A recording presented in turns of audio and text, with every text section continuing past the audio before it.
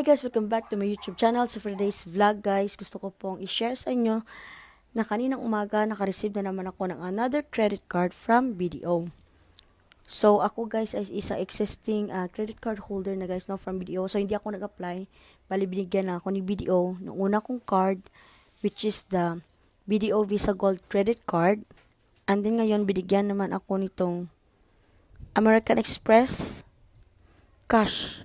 Yung tawag dito, American Express Cash na credit card from BDO or Amex card.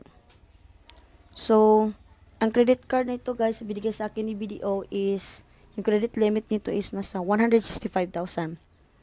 Bali, parang tinugma niya lang doon sa una kong card.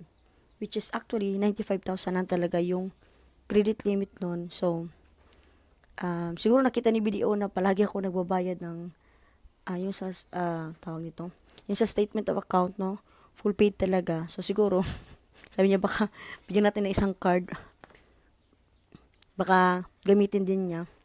So ayun, so meron itong nakalagay dito guys na ito yan. So no minimum spend, no rebate cap, at saka parang cashback lang talaga siya. Ewan ko kung miles ba to kasi wala naman talaga akong idea.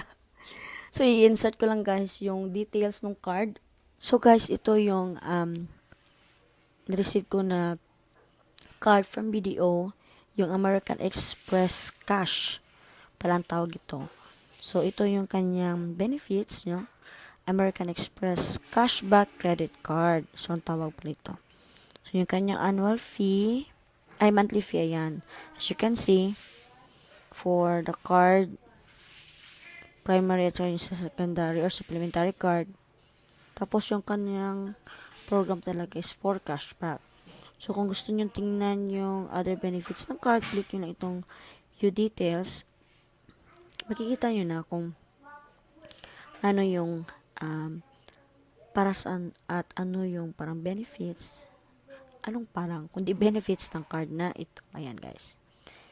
So, yan. Cashback, last time shopping, travel, at saka yung iba pa na in-offer ng card na ito.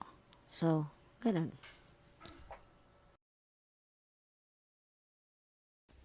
At saka, ano yung kanyang parang benefits? 250 pesos nga pala ang ito guys. Wala kasi si BDO ng annual fee.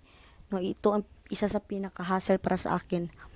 Kasi kapag tumawag ka ng customer service, maliban sa pabalik-balik na boses TP Awards back, yung sa BDO kasi wala kasi siyang annual fee na according sa kanila na hindi talaga na-waive.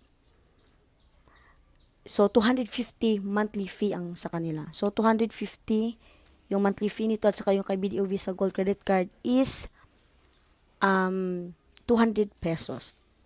So kung gusto mong ipa-waive yung monthly fee mo, every month tatawag ka sa kanilang customer service. So, ayun lang. So, I have to think about it kung gagamitin ko ba siya kung hindi. Kasi, maganda naman kung ito, dual yung card. Kaya lang problema mo yung annual fee or monthly fee. So, dodoble na siya. So, maraming salamat guys sa panonood hanggang sa dulo ng video na ito.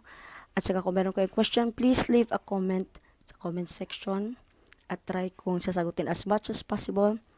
At kung hindi ka pa nakapag-subscribe sa aking YouTube channel, please do subscribe to my YouTube channel and click that notification bell button para ma-notify ka every time I upload a new video. So, paminsan-minsan na lang ako mag-upload ng video. So, maraming salamat. Dagan kayong salamat.